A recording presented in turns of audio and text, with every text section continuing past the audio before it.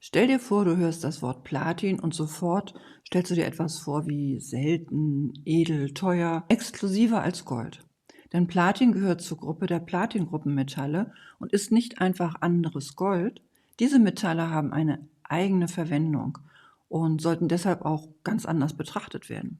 Wenn du Platingruppenmetalle wie klassische Wertspeicher behandelst, bekommst du ein falsches Gefühl von Sicherheit. Wenn du sie aber richtig einordnest, dann können sie etwas sehr Wertvolles sein. Ein klar definierter Baustein, der aber für manche Strategien sehr sinnvoll sein kann. Heute bekommst du eine erste Systematik zu diesem Thema. Und welche Metalle gehören konkret dazu? Zweitens, was ist denn an ihnen so besonders? Also die Eigenschaften, die diese Metalle unverwechselbar machen.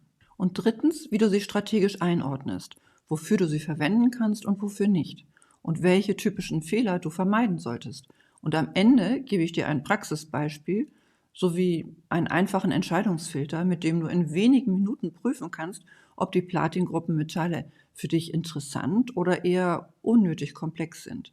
Wenn dir an einer Stelle etwas besonders einleuchtet oder aber du anderer Meinung bist, dann schreib es mir in die Kommentare. Platingruppenmetalle werden abgekürzt als PGM. Das sind eine Gruppe bestehend aus 6 zum Teil weniger bekannten Edelmetallen mit chemischen Elementen, die in der Eigenschaft aber verwandt sind. In der Natur kommen sie häufig gemeinsam vor. Die Metalle nennen sich Platin, Palladium, Ruthenium, Rhodium, Iridium und Osmium. Man spricht also von einer Platingruppe, weil sie in der Geologie und vielen industriellen Anwendungen ähnlich funktionieren. Sie sind widerstandsfähig, temperaturbeständig, in vielen katalytischen Prozessen involviert und insgesamt auf jeden Fall selten. Und hier kommt ein Aspekt, der viele überrascht. Wenn du an Platin denkst und vielleicht an Schmuck in erster Linie denkst, dann ist das nicht richtig, denn die Platingruppen, die kommen vor allen Dingen nicht als klassisches Edelmetall vor, sondern sind eher Schlüsselmaterialien für bestimmte industrielle Prozesse. Das bedeutet aber nicht, dass es für dich als Anleger irrelevant ist. Es heißt nur, du musst sie nach anderen Kriterien beurteilen. Welche Assoziationen hast du denn zum Beispiel beim Begriff Platin? Denkst du dabei eher an Schmuck oder Prestige? Oder doch eher an industrielle Anwendungen und Technik? Schreib nur ein Wort in die Kommentare, Schmuck oder Industrie. Im nächsten Schritt schauen wir uns an, warum diese Metalle so einzigartig sind. Was macht die Platingruppenmetalle so besonders? Es sind die Eigenschaften, die den Unterschied definieren. Wenn man PGMs in einem Satz beschreiben müsste, dann könnte er lauten, es sind extreme Spezialisten unter den Metallen. 3 Eigenschaften sind dafür entscheidend. Erstens ihre Temperatur und chemische Robustheit. Viele dieser Metalle bleiben auch dann noch stabil unter Bedingungen, bei denen ganz viele andere Materialien längst aufgegeben hätten. Bei starker Hitze, in sehr aggressiven Umgebungen, bei bestimmten chemischen Prozessen und so weiter. Das ist der Grund, warum sie in der Industrie und in Laboren so geschätzt sind. Aber auch ihre katalytische Stärke. Katalyse bedeutet vereinfacht ausgedrückt, ein Stoff ermöglicht oder beschleunigt eine Reaktion, ohne dabei selber verbraucht zu werden. Zumindest im Idealfall. PGMs sind in solchen Verwendungen außergewöhnlich stark. Und genau deshalb sind sie in vielen technischen Anwendungen fast nicht zu ersetzen. Drittes Kriterium ist die Seltenheit, aber anders als du vielleicht denkst. Selten klingt für dich vielleicht nach Sammlerstück oder Einzigartigkeit, aber in diesem Zusammenhang bedeutet Seltenheit eher etwas wie, es gibt ein begrenztes Angebot, eine konzentrierte Förderung und eine sehr aufwendige Gewinnung. Das kann zu Engpässen führen, die dann Preisbewegungen nach sich ziehen können. Aber, und jetzt kommt ein Perspektivwechsel, Gold ist historisch ein monetäres Metall. Es wird gehalten, weil es Vertrauen in die Substanz ausdrückt. Bei Platin hingegen wird es zum großen Teil gebraucht, weil bestimmte industrielle Prozesse ermöglicht werden. Das stellt die Preisdynamik vor ein ganz anderes Licht.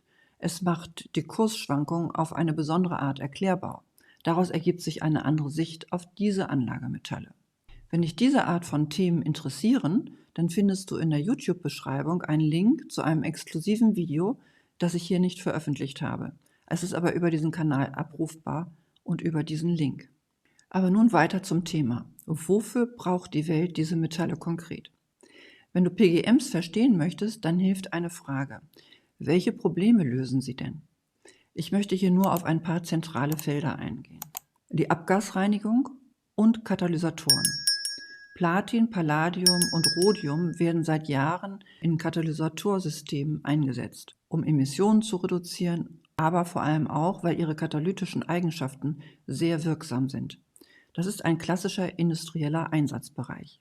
Aber auch in der chemischen Industrie, viele chemische Prozesse brauchen Katalysatoren, die stabil und vor allen Dingen effizient arbeiten. Platin spielt dort eine wichtige Rolle, genau wegen dieser Kombination aus Robustheit und Katalyse. Bei Energie- und Wasserstoffanwendungen in Debatten rund um Wasserstofftechnologien tauchen PGMs ebenfalls auf, oft in Komponenten, die katalytisch arbeiten oder hohe Anforderungen erfüllen. Das ist auch der Grund, warum diese Metalle in Zukunftsdiskussionen so oft genannt werden. Aber auch Elektronik und Spezialanwendungen, wo es auf Beständigkeit und Leitfähigkeit ankommt, finden PGMs ebenfalls ihren Einsatz. Unsichtbar, aber funktional. Platin ist auch ein Schmuckmetall, aber im Kontext der Platingruppe ist das eher der sichtbare Teil, während der industrielle Teil der größere Treiber ist.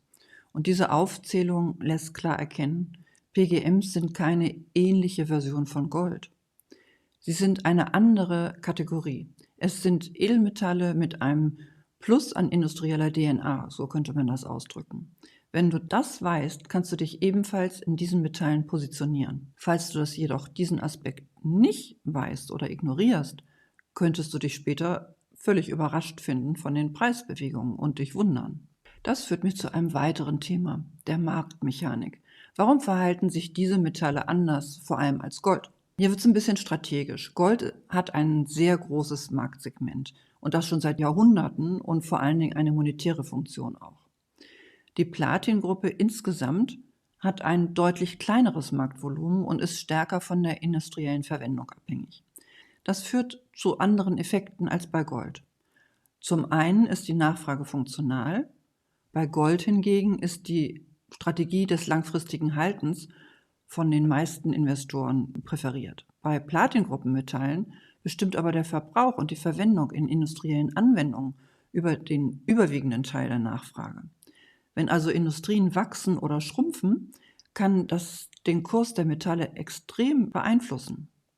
Auch ist das Angebot geografisch sehr konzentriert. Ein Großteil der Förderung stammt aus ganz wenigen Regionen der Erde, aus Südafrika oder Russland, daneben aber auch noch Länder wie Simbabwe oder Kanada.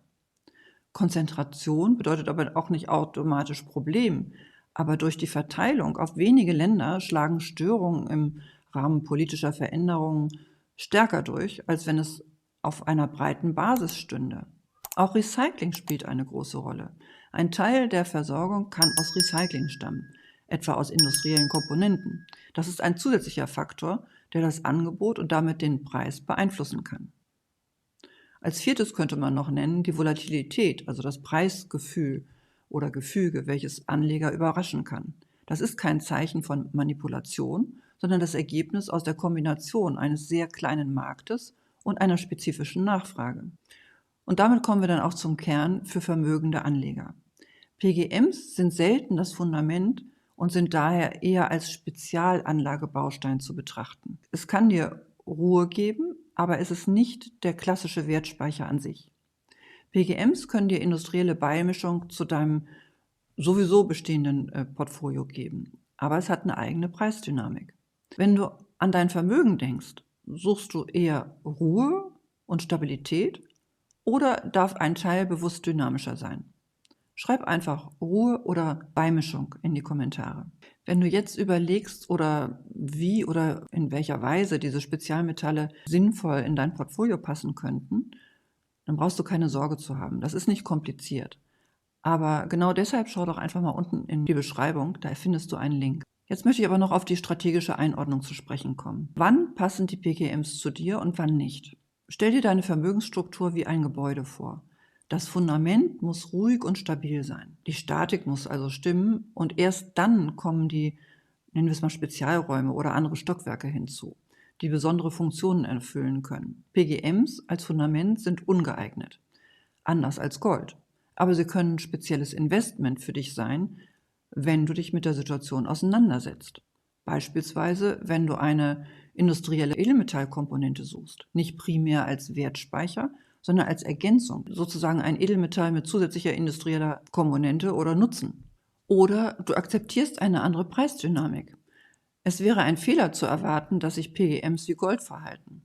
Hast du jedoch verinnerlicht, dass sie sich wie Metalle verhalten, die auch industriell genutzt sind, kannst du das absolut zu deinem Vorteil nutzen. Oder aber du hast bereits Klarheit, sowohl was die Lagerung als auch den Zugriff deiner Metalle anbelangt. Lagerlogik ist kein Nebenthema. Wer hier unsauber arbeitet, verliert das, worum es eigentlich geht, nämlich die Kontrolle. Ich möchte aber auch einfach mal ein paar Fälle nennen, bei denen die PGMs als Investment eher kritisch zu betrachten sind. Also einfach mal angenommen, du suchst vor allem Sicherheit und Einfachheit.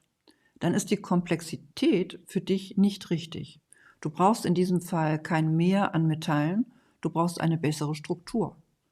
Oder dein Motiv wäre, du möchtest investieren, weil alle im Moment in Platin investieren. Also das wäre jetzt für mich auch kein Kriterium. Seltenheit als einziges Anlageargument genügt auch nicht. Seltenheit ist keine Strategie. Oder aber, falls du jemand bist, der eher nervös wird bei stärkeren Kursbewegungen, dann gehören die Platingruppenmetalle, wenn überhaupt, nur als Kleinstinvestment in dein Portfolio. Ein Wort noch zu den Produktformen. PGMs kann man unterschiedlich abbilden, also papierbasiert oder physisch. Und genau hier liegt ein entscheidender Unterschied. Physischer Besitz ist nicht nur ein Produkt, sondern eine Eigentumsposition. Du hältst kein Versprechen, keine Buchung, kein Konstrukt, sondern Substanz, die nur genau dir zugeordnet ist. Du bist unabhängig von Bilanzen. Ich möchte dir noch ein Beispiel aus der Praxis mitgeben und natürlich den versprochenen Entscheidungsfilter. Also stell dir einfach mal einen Unternehmer vor, der sein Vermögen bewusst aufteilt.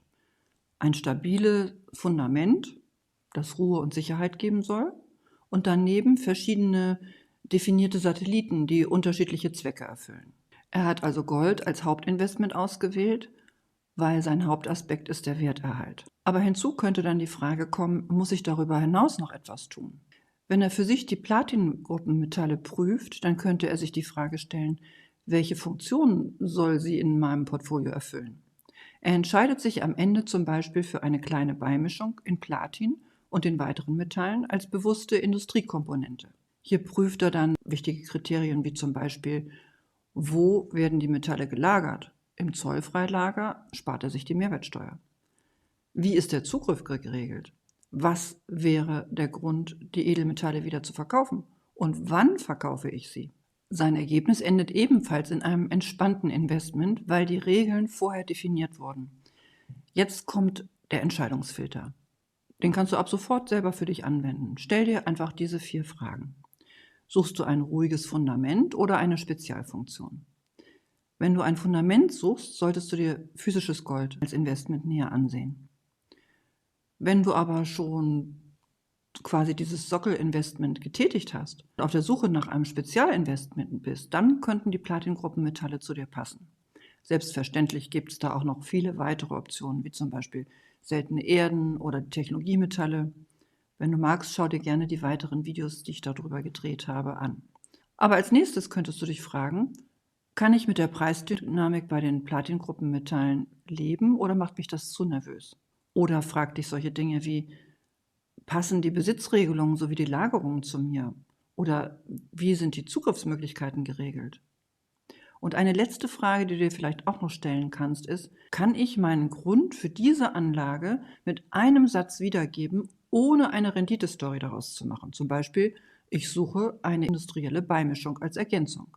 Wenn du diese Fragen beantworten kannst, hast du schon mehr analysiert als 90% der Menschen, die Platin sagen und eigentlich Gold meinen. Zusammenfassend kann man also sagen, Platingruppenmetalle sind 6 verwandte Metalle, also Platin, Palladium, Rhodium, Ruthenium, Iridium und Osmium.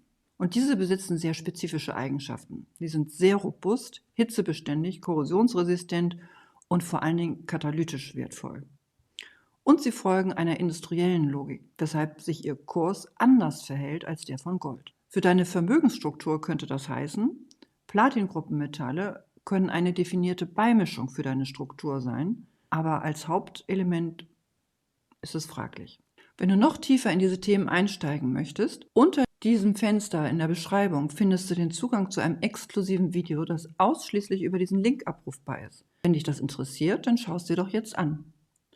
Und wenn dir dieses Video gefallen hat, dann abonniere diesen Kanal, aktiviere die Glocke, dann verpasst du keine weiteren Videos, in denen wir Edelmetalle sachlich einordnen. Und hier geht's zum nächsten Video.